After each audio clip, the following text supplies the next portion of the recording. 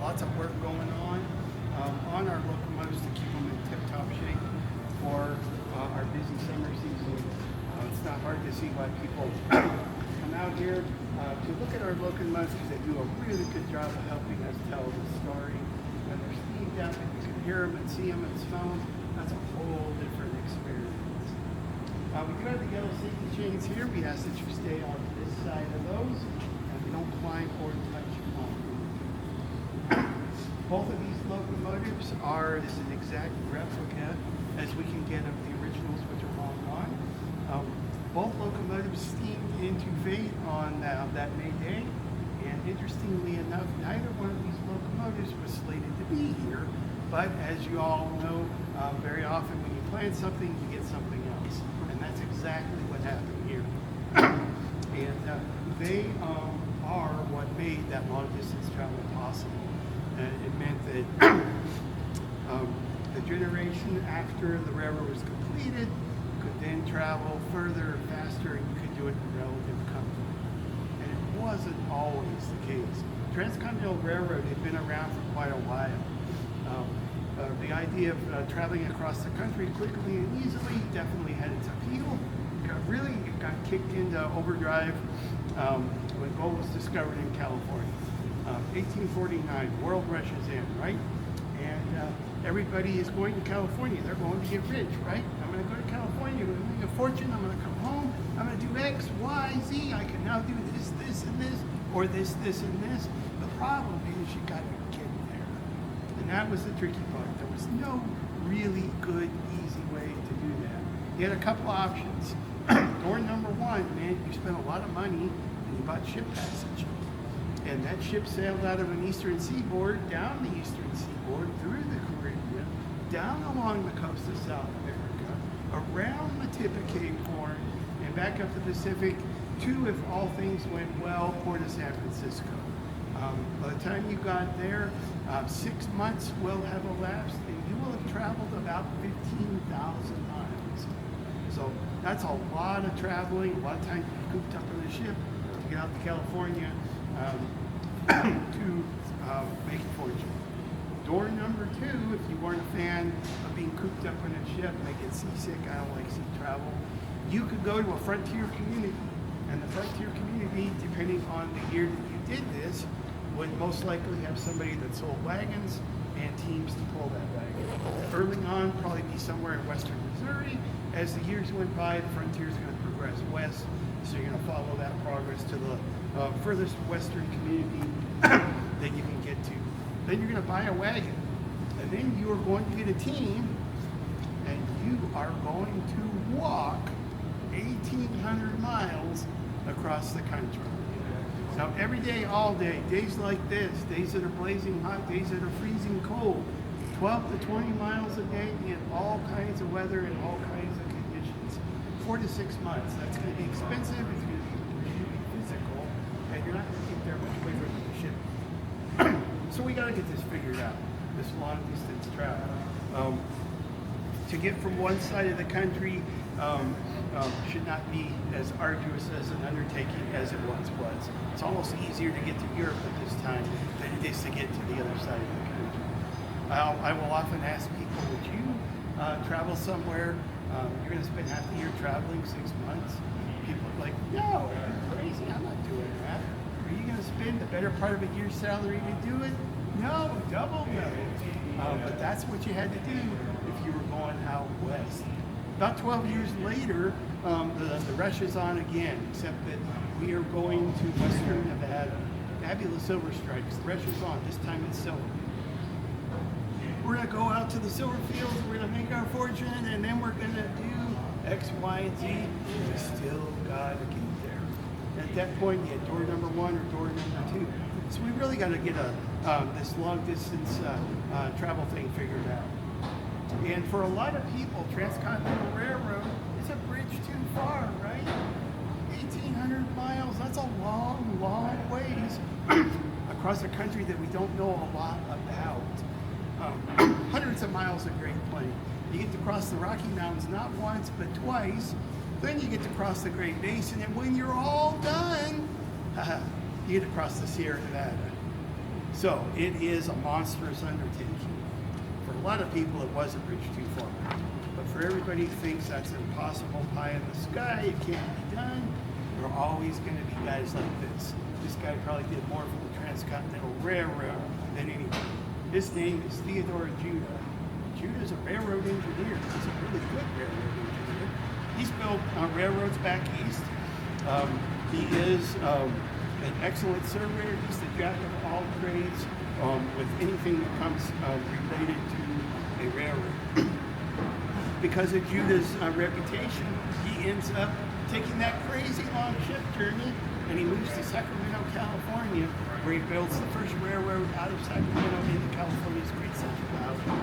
And while he's doing that, he is eyeing the Sierra Nevada skyline. And Judah's thinking, this is not impossible. This is doable. We're just going to figure out the right route, and we'll proceed accordingly. Now, for a lot of people, what Judah is proposing is preposterous. It simply can't be done. And Judah will tell anybody that will listen, it's not impossible. We just need to figure this out. Judah's nickname then becomes Crazy Judah. Crazy Judah and his crazy idea that can't be done. But Judah is not swayed by the naysayers. He's very persistent. And he'll tell anybody that listens that he makes that crazy long ship journey all the way from California back east to the halls of government, where he finally does find somebody who will listen to him. He catches the ear of Congress. He also catches the ear of the president at the time, a guy you might have heard of. His name was Abraham Lincoln. And Lincoln's got a lot on his plate right now. Lincoln's fighting the Civil War, and Lincoln is trying to figure out how to keep the country unified and how to keep the West Coast states in the Union. And along comes Judah with the Transcontinental Railroad idea, which sounded pretty good to Lincoln. The upshot of that was, due to Judah's persistence and good timing, the 1862 Railroad Act was passed, which stipulates Union Pacific will start in Omaha, Central Pacific will start in Sacramento, and we hope somewhere along the way they meet. And to do that, it's a super big project. Now we have an idea. You start here, they start there. Now it becomes a matter of logistics. If you are Union Pacific, rails go just about to the Missouri River. You have to cross the Missouri. That could be a little challenging. Put stuff in wagons, take them out to the end of the line, and you proceed accordingly. Once you get enough rails built, now you can cross the Missouri and you can start moving by rail on work trains. Work trains like this one, which will have everything that you need, your supplies, your labor pool, your bunkhouses, your kitchens, your blacksmith shops, everything you need to start building a railroad westward across the Great Plains. If you are Central Pacific, you don't get this luxury. Everything has to go on that crazy long ship journey around the horn. Your locomotives, your rails, your spikes, your cars, your explosives, everything have to go around, and then you got to figure out how to get it up there. So it is definitely a logistical challenge. Then the next thing you got to figure out, on a project of this magnitude that's never been done before, on this scale anywhere, where are you going to get the people that are going to do the work? So you have to figure that out. Well, fortunately for you, the world rushed into California, right? So you have a lot of people in California. Unfortunately, people came to California to do two things, right? One, get rich. Two, get rich supplying people getting rich. Building a transcontinental railroad would be down near the bottom of the pile. But, there's always going to be somebody who wants to do this. So let me ask you a question. Have you guys ever moved before? Never moved? Moved, yeah. Yeah. Everybody's moved, right? So I'm gonna guess that you didn't wake up one morning and say, I'm gonna move today. Heads I move, tails I don't. You probably put more thought into that, right? So why'd you move? When you made your move? You probably had pretty good reasons for doing so, right?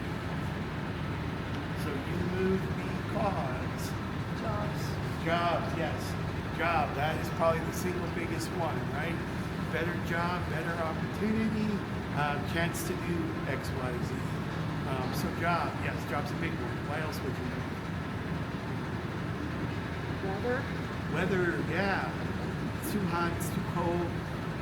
How about family? Family. Yeah, family's a big one. Often when I do this, I'll have somebody that says, well, I'm going to school. Why are you going to school? Well, because I'm going to get trained to do X, Y, Z, which then is opportunity, right? That's a shot at a better life. So we could lump all that together in as opportunity, right? Same reason people came to California. I recently moved from a park in the Southwest up to Golden Spike. Why did I move? Well, I wanted a change of pace. I wanted to do something different. I wanted to go to a living history park and work somewhere where I have locomotives that I tell the story of. And that's a pretty big carrot. So that's why I moved. Opportunity, right?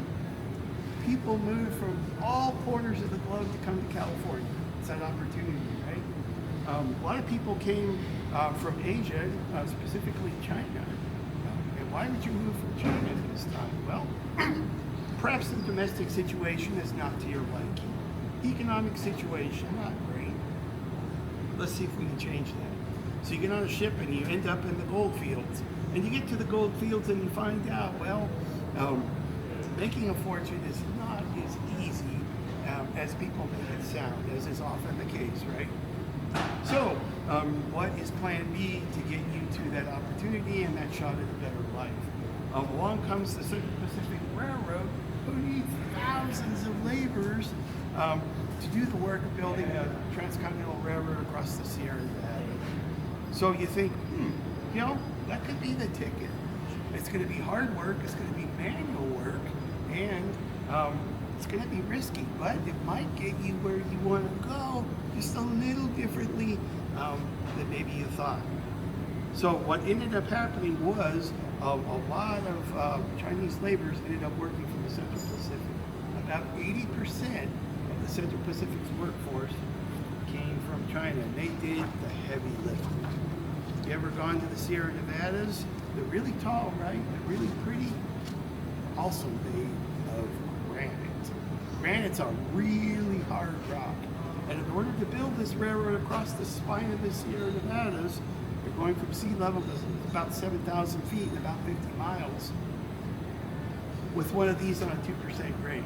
And you're thinking, okay, those numbers don't add up. But if we do it right, we can figure it out.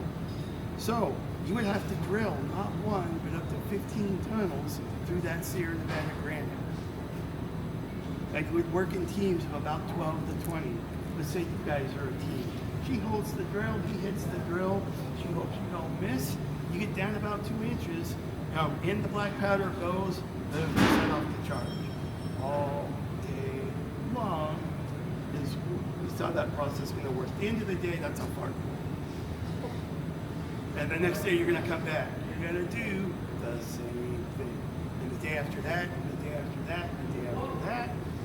In the Sierra Nevadas, if you go up around Donner Summit, this time of the year, it snows a lot, it's brutally cold.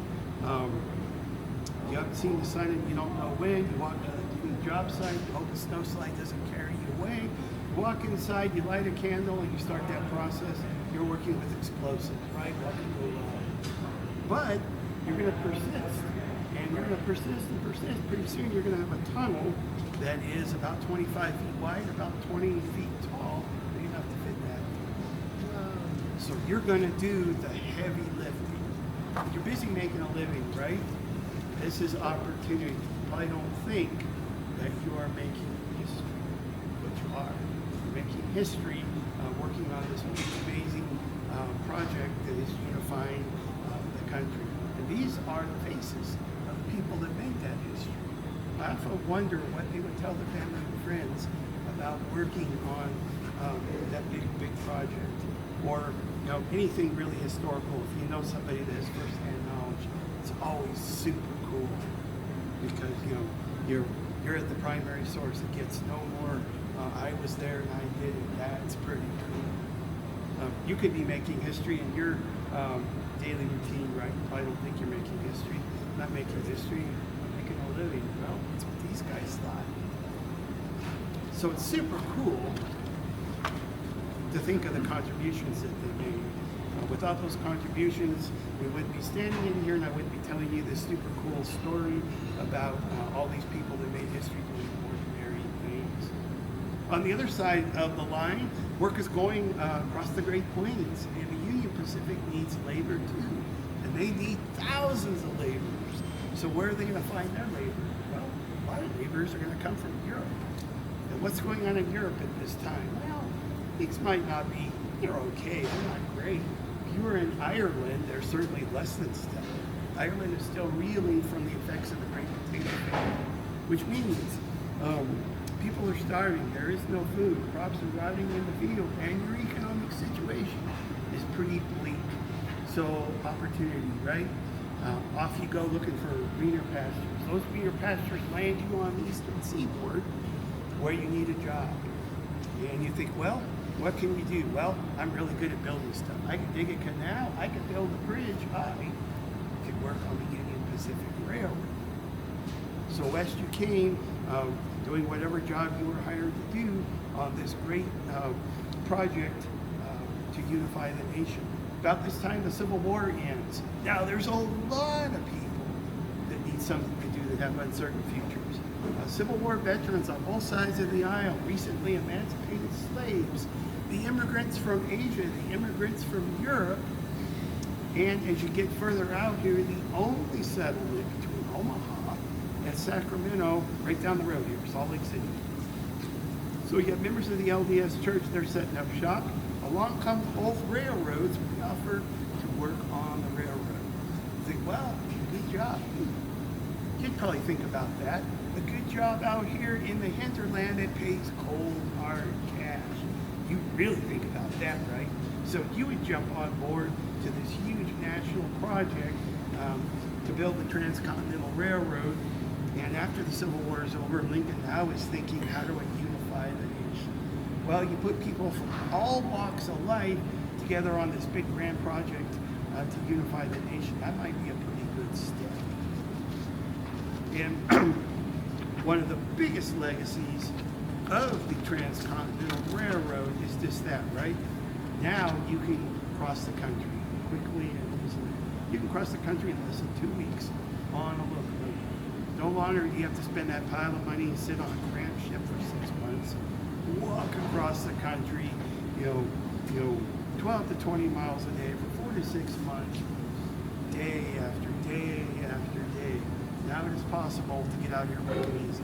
The next time there is a gold rush or a silver strike, you're on the locomotive, you come out here. Opportunity, right? You get here pretty quick. You've just done something that has never been done before.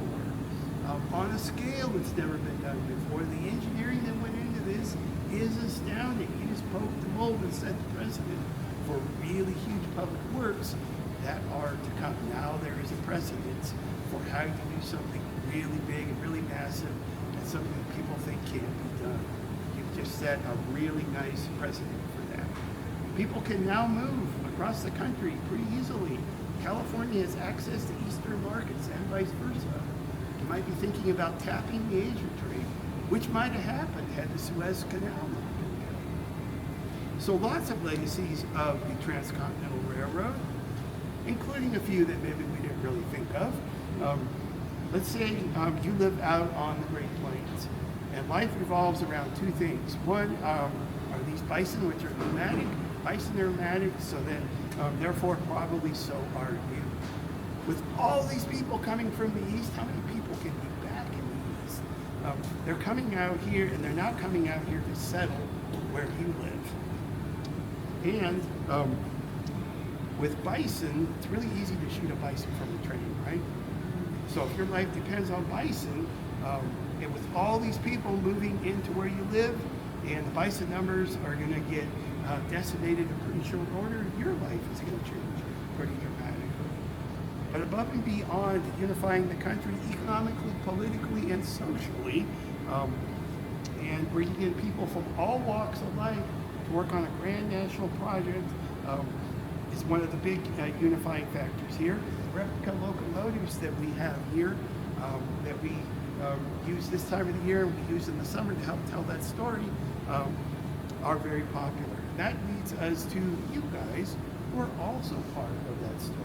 Came out here to experience this place, maybe have a personal experience with that moment in time.